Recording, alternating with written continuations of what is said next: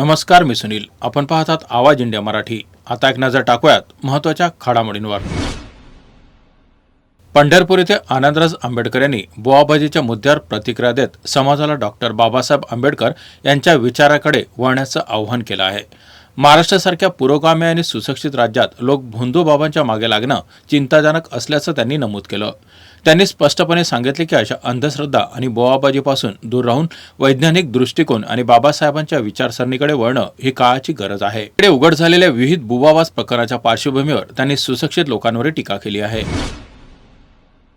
संगमनेर तालुक्यातील वडगावपान येथे दत्तधाम दरबार चालवणाऱ्या भोंदू राजेंद्र गाडगे याच्या विरोधात पोलिसांनी मोठी कारवाई केली आहे.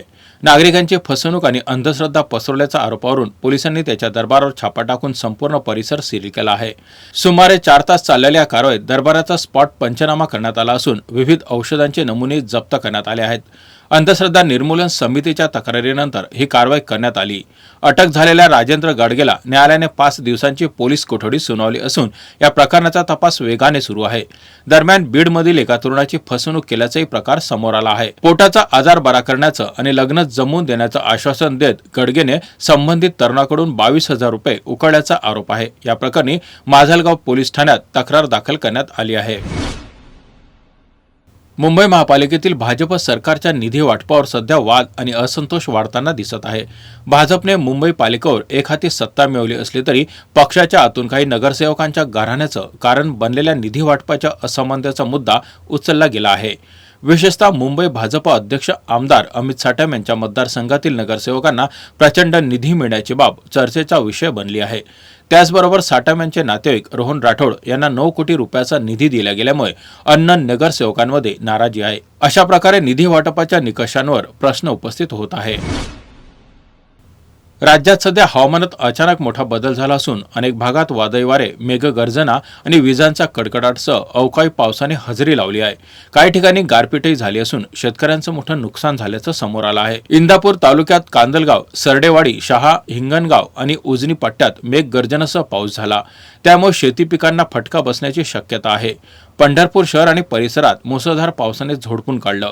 कासेगाव येथे नारळाच्या झाडांवर वीज पडल्याने झाड जळालं, तर खर्डी परिसरात ऊस, कडबा आणि आंब्याच्या झाडांचं नुकसान झालं. एकाच दिवशी अनेक ठिकाणी वीज पडल्यानं ग्रामस्थांमध्ये भीतीचं वातावरण निर्माण झालं आहे. परभणी जिल्ह्यात दिवसभराच्या उकाड्यानंतर संध्याकाळी अचानक वादळी वारे आणि जोरदार पावसाने हजेरी लावली. या अवकाळी पावसामुळे शेती पिकांचं नुकसान होण्याची शक्यता व्यक्त केली जात आहे. अमेरिका तणाव पुन्हा एकदा धोकादायक वळणावर पोहोचला आहे. इस्लामाबादमध्ये होणारी संभाव्य शांतता बैठक अनिश्चिततेत गेली असून परिस्थिती अधिकच चिघळत आहे. विशेषतः हुर्मुझ खाडी परिसरात तणाव अत्यंत वाढला आहे आणि तो प्रत्यक्ष संघर्षाच्या दिशेने जात असल्याचे संकेत दिसत आहेत. या पार्श्वभूमीवर डोनाल्ड ट्रम्प यांनी मोठा दावा करत सांगितलं की अमेरिकेनं इराणचं एक जहाज ओमान खाडीत ताब्यात घेतलं. त्यांच्या मते हे जहाज हुर्मुझ खाडीतील अमेरिकेच्या नाकाबंदीला छेद देण्याचा प्रयत्न करत होतं. त्यामुळेच कारवाई करण्यात आल्याचं त्यांनी स्पष्ट केलं. दुसरीकडे इराणने या घटनेवर तीव्र प्रतिक्रिया दिली असून जोरदार प्रत्युत्तर दिलं जाईल असा इशारा दिला आहे. या घटनेमुळे अमेरिका आणि इराण यांच्यातील संघर्ष आणखी तीव्र होण्याची भीती व्यक्त केली जात आहे. श्रेयस अय्यरच्या नेतृत्वाखाली पंजाब किंग्सनं IPL 2026 मध्ये शानदार कामगिरी कायम ठेवत लखनौ सुपर जायंट्सवर 54 धावांनी एकतर्फी विजय मिळवला. पंजाबनं प्रथम फलंदाजी करत 254 धावांचा विक्रमी डोंगर उभारला होता, तर लखनौला 200 धावांपर्यंत मजल मारता आली. या विजयासह पंजाबने मोसमातील 5वा विजय नोंदवला आहे.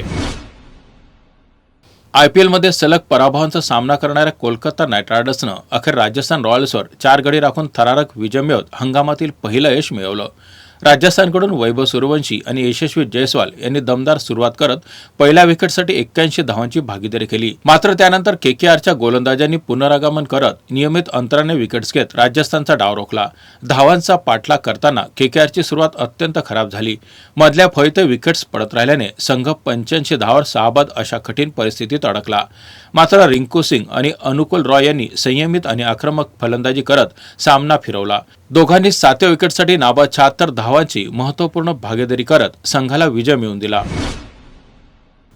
बिग बॉस मराठी सीझन 6चा ग्रँड फिनाले काल मोठ्या उत्साहात पार पडला. 11 जानेवारी 2026 पासून सुरू झालेल्या या सीझननं तब्बल 100 दिवस प्रेक्षकांचं भरभरून मनोरंजन केलं. अंतिम फेरीत पोहोचलेल्या टॉप 5 स्पर्धकांमध्ये चुरशीची लढत पाहायला मिळाली होती. त्यामुळे विजेता कोण ठरणार याकडे सर्वांचं लक्ष लागलं होतं. अखेर प्रेक्षकांच्या मतांच्या जोरावर आणि सातत्यपूर्ण उत्कृष्ट कामगिरीच्या बळावर तन्वी कोलटे हिने विजेतापद पटकावलं. संपूर्ण सीझनमध्ये तन्वीने आपला आत्मविश्वास, रणनीती आणि टास्कमधील दमदार परफॉर्मन्सनं प्रेक्षकांची मनं जिंकली. या बातमीपत्रात इथेच थांबत आहोत. पाहत रहा आवाज इंडिया मराठी.